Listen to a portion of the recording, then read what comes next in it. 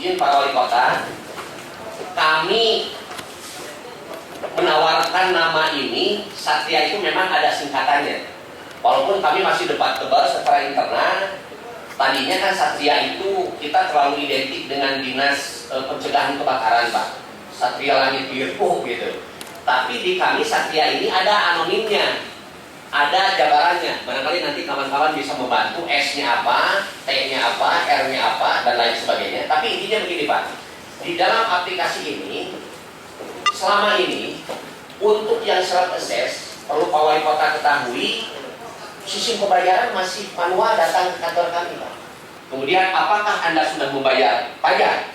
Nah, sehingga orang teringatkan, Pak, dengan sistem layanan broadcast ini.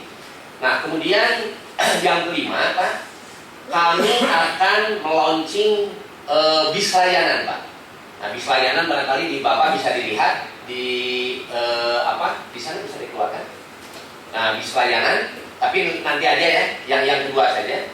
Bis layanan ini, Pak, barangkali ini manualnya. Udah, Pak, sesuai dengan arahan Bapak yang biru. Tapi di sana ada dua, Pak. Kami pertama menawarkan itu ada Pak Wali Kota dan Pak Wakil. Kemudian kedua, lebah. Kenapa lebah? Karena katakanlah uang itu identik dengan madu, Pak. Nah, pemproduksi madu itu adalah lebah, Pak. Apakah ini kata Bapak dua-duanya dibuat? Atau memang Bapak pilihannya yang mana? Nah, kalau sudah ada putusan hari ini, kami akan segera bekerja. Bisnya sudah siap. Dalam waktu 2 minggu ini insya Allah akan selesai. Kalau sudah ditentukan nanti. Baik. Nah, alhamdulillah bahwa Pak Wali Kota sudah memutuskan hari ini bahwa nanti kita akan mengerjakan yang ini, yang ada gambar pimpinan Pak Wali Kota dan Pak Wakil Wali Kota. Terima kasih, Pak. Ini keputusannya sudah final dan kita sejak saat ini akan segera mengerjakan. Kemudian pada saat launching bersamaan juga, Pak, nanti kita akan meminjamkan mobil bis ini, Pak, 1. Tapi ini kita punya 3, Pak. Yang 2 ini untuk fungsi layanan. Nanti kita semua menyebar ke daerah-daerah yang memang masyarakat perlu mendapatkan konsultasi, layanan apapun tentang pajak. Yang satu lagi adalah mengenai masalah mobil yang akan dipinjamkan kepada BPN, Pak. Nah, jenis mobilnya ini, Pak, mohon maaf, nanti ditayangkannya ada, ini baru manualnya. Nah, BPN sekarang sedang menunggu, Pak. Itu poin-poin atau istilahnya simbol-simbol yang harus ada di mobil tersebut. Itu akan dikerjakan oleh BPN. Mobil ini, Pak, nanti adalah untuk membantu pemerintah kota dalam rangka perbaikan data mengenai masalah BPHTB, Pak, termasuk mengenai masalah zona nilai tanah, termasuk masalah PBB. Nah, kemudian kerjasama kita manfaat dengan BPN adalah pertama, BPN akan lebih optimal nanti, Pak, mencegah warga masyarakat yang melakukan transaksi dalam pembayaran BPHTB. Kalau BPHTB-nya belum patut, belum layak, sertifikatnya nanti ditahan dulu. Setelah dia membayar dengan benar, baru sertifikat itu diproses lebih lanjut. Kalau Bapak berkenan, kami akan menampilkan dulu bentuknya seperti apa aplikasi PBB Go Public, bagaimana SMS Gateway, bagaimana elektronik Satria. Nah, setelah itu, apabila Bapak berkenan, Bapak sudah mengakses segala sesuatunya atau ada koreksi dari Bapak, kami melanjutkan mengenai masalah APBD 2017. Ya. Mungkin yang di awal ini mungkin tampilan utama, Pak, kaitan dengan PBB Go Public ini. Nah, mungkin kami pernah menguji prototipe aplikasi ini di Car Free Day, Pak. Pada saat itu kami berusaha menggiring WP untuk membayar PBB. Tapi pada saat kami menanyakan NOK mereka, jawaban mereka tuh, Pak, boro-boro nomor telepon aja saya nggak hafal. Makanya itu menjadi alasan klasik WP untuk telat membayar PBB. Makanya dengan ini kami sediakan menu untuk pencarian data PBB. Jadi sekarang nggak bisa nama siapa? Bisa, Pak, bisa, Pak. Barangkali mau uji coba. Itu nama saya. Boleh? Ada tadi, Pak, sudah diuji coba. Mohon izin, Pak.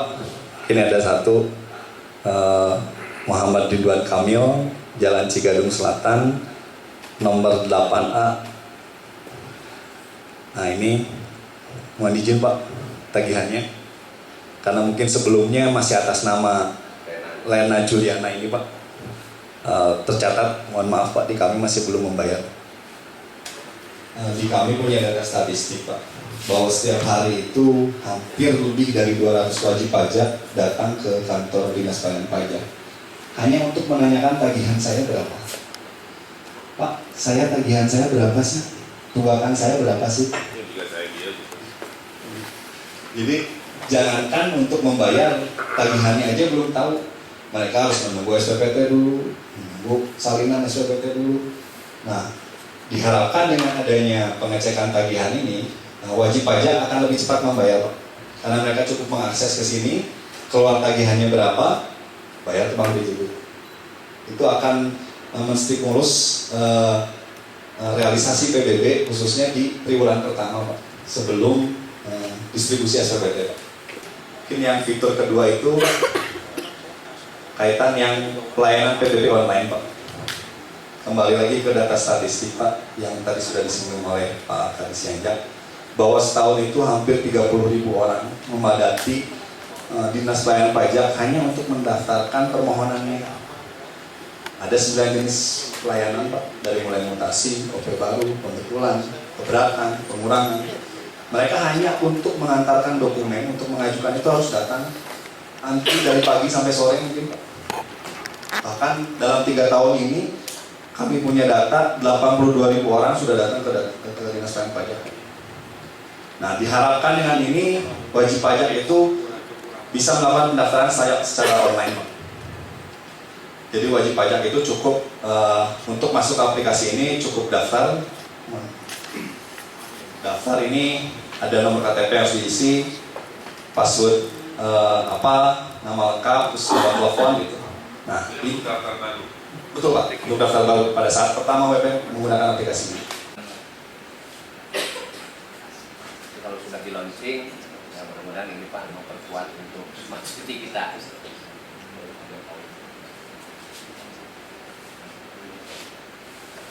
Lanjut Bro.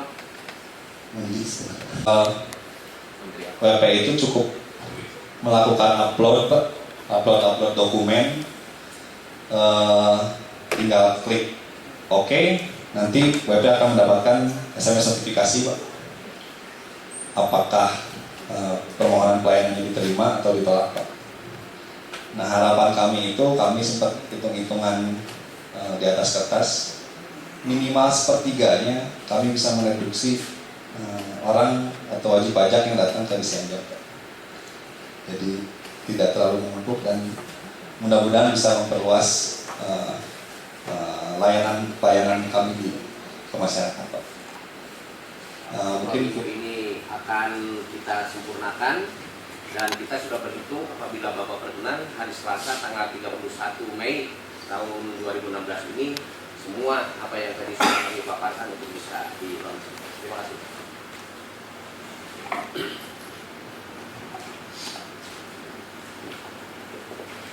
Ini Pak ya. Yang pertama, masalah pajak ini, ingat rumus pertama lah ya. Rumus pertama itu adalah tidak ada orang mau bayar pajak. Kalau tidak ada orang mau bayar pajak, pasti akan berupaya memanipulasi. Satu itu. Kedua, karena udah punya duit, maka godaannya besar. Godaan datang dari yang tidak mau bayar pajak, godaan datang kepada petugas yang mau motif pajak, sehingga sudah sering kita dengar dan akan terus kita tindak petugas-petugas siapapun yang menilai pajak, bayarnya harusnya 100, masuk ke pemkotnya 25, di sakuan 25, itu kan udah hal-hal yang menjadi perbincangan umum lah kira begitu. Karena apa? Saya bilang tadi ini urusan duit, godaannya besar. Makanya Dinas Pelayanan Pajak adalah dinas yang godaannya paling besar. Jadi tahun ini saya tidak akan main-main pada mereka-mereka yang masih bermain-main di ruang-ruang itu. Hanya masalah waktu pasti nanti sampai ya pada penindakan. Tapi kepada mereka yang bekerja dengan baik, dengan ikhlas, dengan jujur, saya apresiasi dan saya sampaikan rasa hormat saya. berikutnya adalah problem dalam manajemen perpajakan ini muaranya datang dari yang namanya manual. Setiap urusan yang namanya manual di zaman hari ini itulah sumber problem. Ya. Sehingga tugas dari Disyanjak sekarang mengonlinekan semua, jangan ketinggalan, mengonlinekan semua urusan apapun. Jadi tidak boleh ada rombongan yang ketinggalan kereta.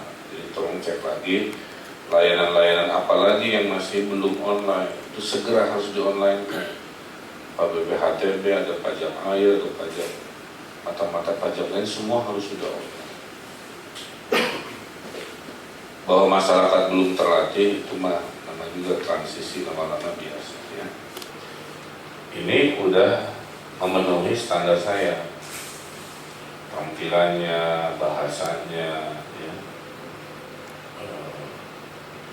Yang self assessment menurut saya masih belum memenuhi syarat dari sisi desainnya.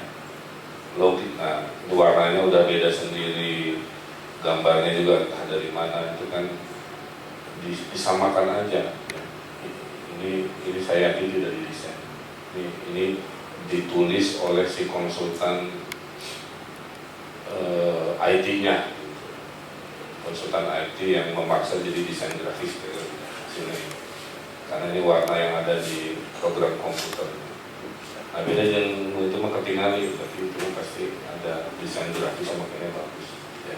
Jadi saya minta jangan nanti ada 5 mata pajak di online itu 5 konsultan beda-beda gitu.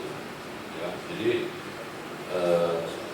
ada selain sinkronisasi itu juga ada sinkronisasi di sana. Ini yang saya tadi melihat, coba kembali ke yang masuk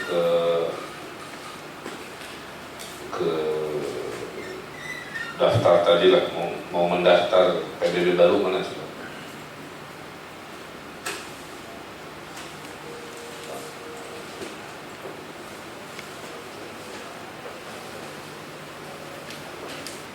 Jadi kalau bikin FT itu ya, logikanya benar dulu, itu satu hal, itu 50%. Kemudahan dan desain itu 50%. Nah ini bagi saya lulus dari logikanya, tapi belum lulus dari kemudahan dan desain. Kalau yang PBB dua-duanya udah lulus. Nah, sehingga nanti tantangan dari tim desainnya pas bikin lagi yang mata pajak yang lain-lain, jangan kumas selera si desainer yang punya selera disamakan dulu selera, kan begitu. Jadi intinya ini nggak bagus. Logikanya sudah bagus, tapi tampilannya tidak senyaman PBB. Coba rubah dikit di sini. Ini saya nggak mau lanjut dulu. Nah. Kemudian jangan semuanya digabung dalam satu launching Pak Iman. Justru dicicil-cicil aja sehingga berita ke warga itu di Disyanjak selalu ada inovasi. Kasih selama ini 2 minggu. Namun hijinya diburu-burukan memang keren, tapi orang baca itu pusing. Jadi naon sih pokoknya gitu ya. Jadi dia hanya baca bus, akhirnya mau dibahas.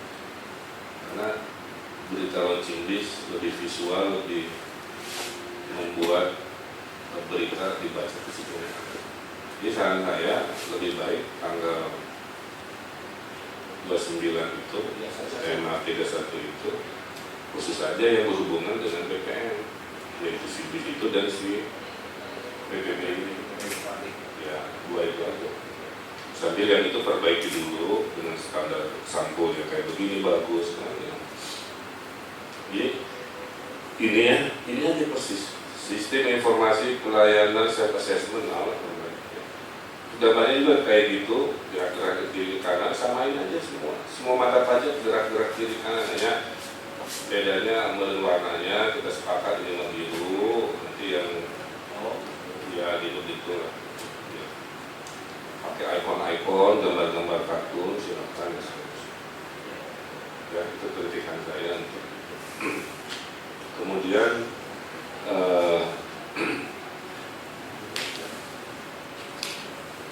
selama dinas pajak ini masih ada antrian fisik, bagi saya belum juara.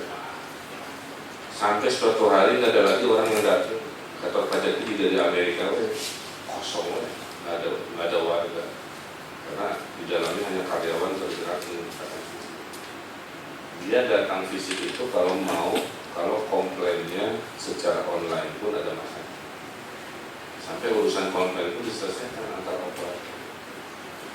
Saya dulu juga di Amerika bayar pajak nggak pernah datang itu kalau betul-betul saya dirugikan, terus saya X, terus si pemerintah lebih dari X, saya merasa meyakini itu tidak benar, terus saya hanya itu aja urusan ngecek-ngecek nggak bisa. Bayarkan nanti penduduk makin banyak, masa orang harus datang. Ingat ya, di suatu hari di masa depan semua orang tuh waktu adalah uang gitu.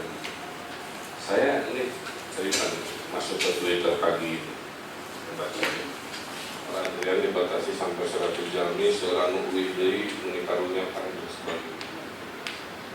Kalimat itu menandakan orang nggak bilang-bilang bolos ya.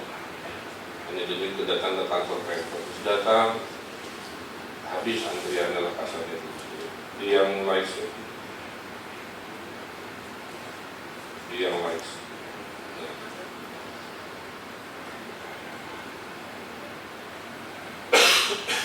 ya, jadi ini juga harus jadi pemikiran Bapeda juga untuk ada buka Malia.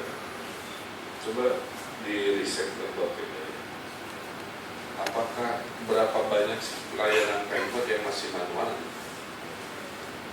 Pertama, kita mah rumusnya masih ada manual, di situ sumber masalah penyakit. Ya. Sekarang di bawah kepemimpinan Pak Ema, buktikan isinya tidak ada lagi manual. Selama Pak Ema masih melihat ada antrian, saya pikiran cuma cara nahu antrian, mau antrian apapun dengan segala urusan apapun. Ya. Nah itu dari sisi pelayanan secara umum ya. Makanya yang baik itu adalah jemput bola dan teori desentralisasi. Itu yang Pak. Jadi saya kira arahan saya itu ya. Baik. Saya apresiasi intinya atur nuhun satu-satu sudah mulai dikerjakan. Saya minta juga jaminan kapan semua mata pajak bisa online. Kemudian samakan dulu konsep desainnya. Kalau logikanya saya kira paham, sehingga bagus nanti hasilnya. Saya rasa. Dan saya itu inginnya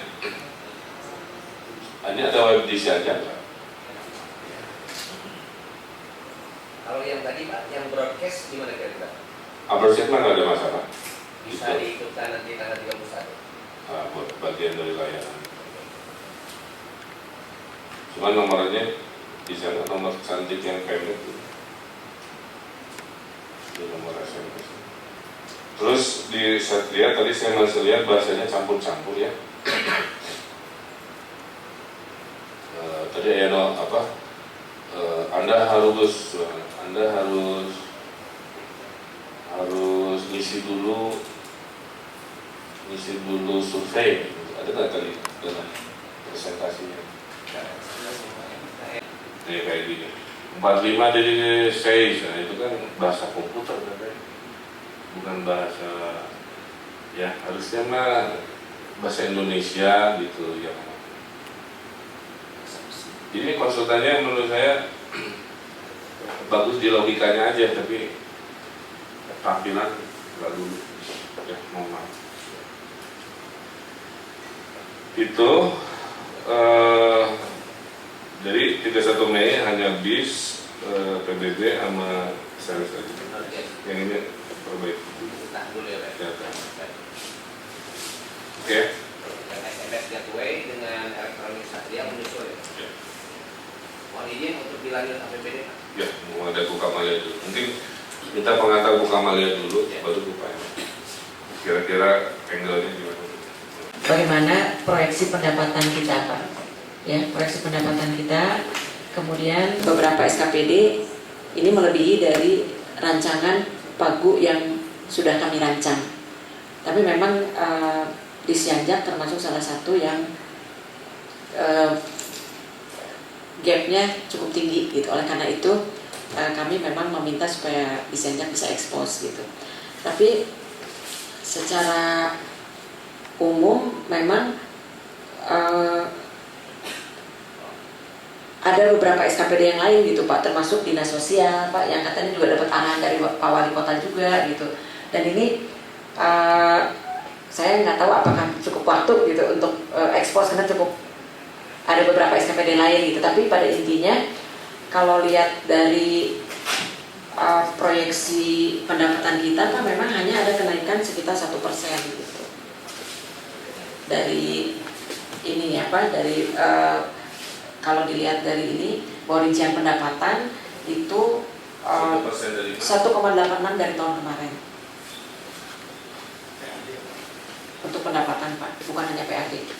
Karena bantuan provinsi dan hibah memang belum kita bisa masukkan karena kita konteks RKPD itu Pak, bahkan Silpa pun kita hanya boleh memprediksi ini hanya boleh 4% Pak yang boleh kita masukkan. Ini ada peraturan baru dari Kementerian Keuangan gitu. Kalau kemarin walaupun pada faktanya Silpa kita memang tahun kemarin aja 13,51% Pak, tapi ini dalam konteks perencanaan itu kita nggak bisa memasukkan itu gitu. Jadi kita nggak, makanya dalam konteks e-budgeting ini apakah kita mau menggunakan sistem anggaran yang defisit gitu Pak, karena memang yang kita kejar adalah performance gitu, kinerja, atau kita mau balance gitu. Kalau balance memang banyak sekali memang beberapa hal yang SKPD itu kita tidak bisa kita penuhi. Itu ini prinsipnya seperti itu. Ya, karena Silpa ini dalam konteks hitung-hitungan kita hanya boleh 4% gitu Pak menghitungnya. Jadi kan ada beberapa yang memang belum kita itu gitu belum. Walaupun faktanya nanti misalnya pada saat eksekusinya pasti lebih dari itu. Waktu Pak MA ini ditargetkan harusnya 1, berapa? Kalau di RKPD sebetulnya tahun ini 1.850.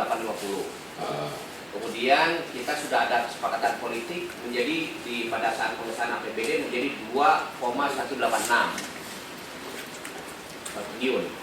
Jadi ada lompatan gimana?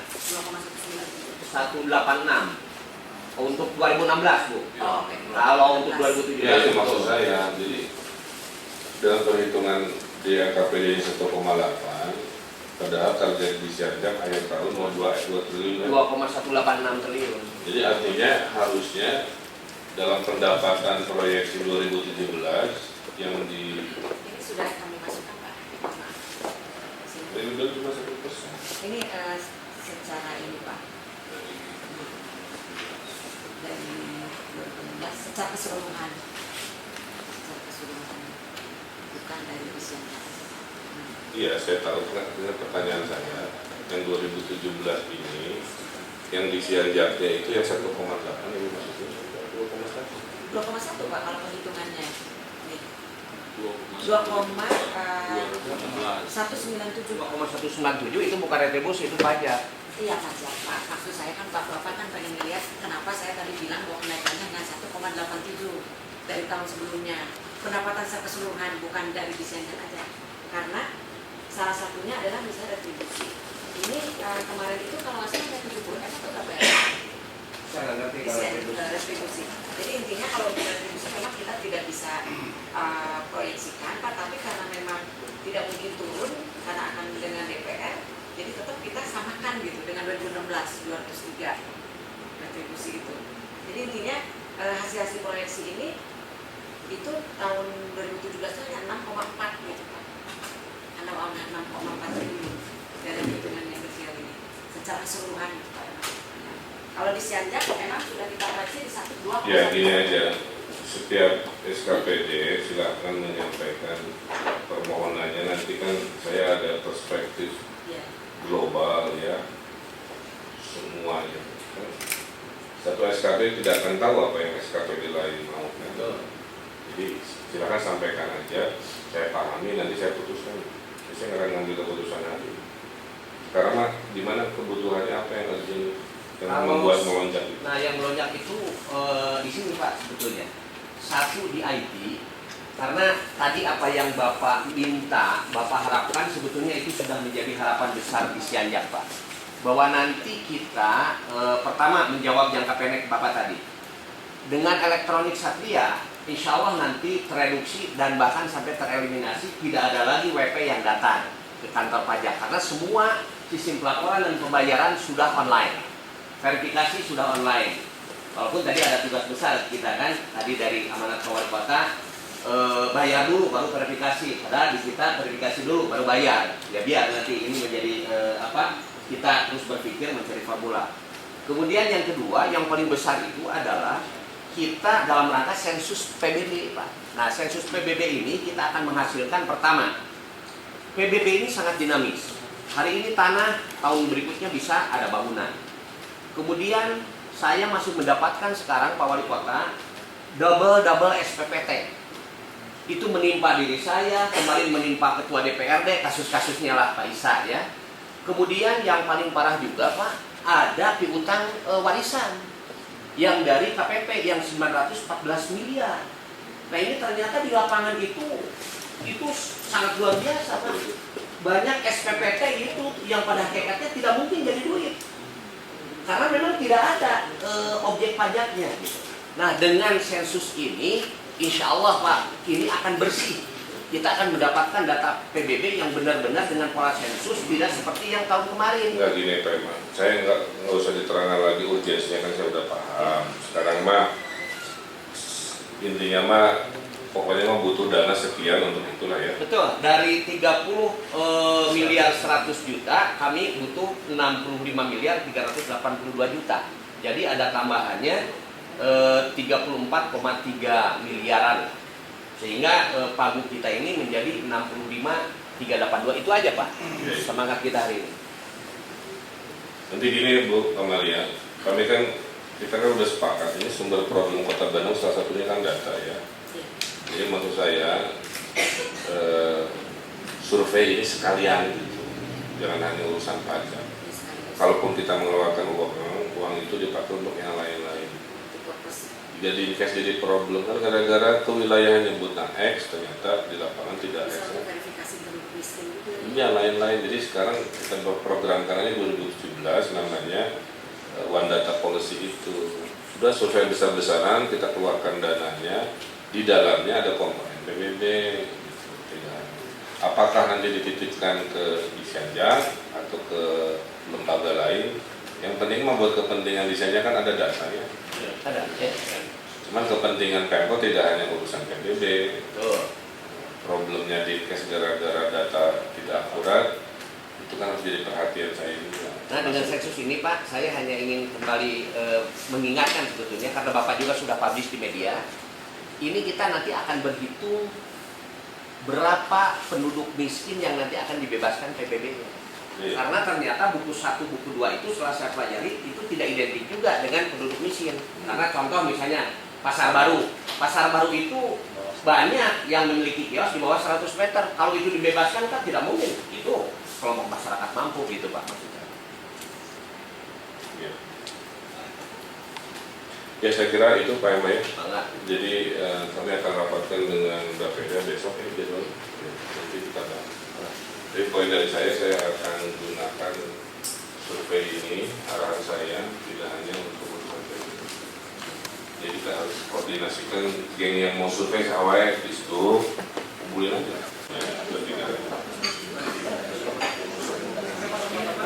Oke, Pak Emma. Jadi selamat bekerja keras. Jadi arahan-arahan saya jangka panjang tolong disempurnakan. Setuju Pak Peda? Ya. Setuju. Saya data pajak. Ya. Terima kasih Pak. Terima kasih.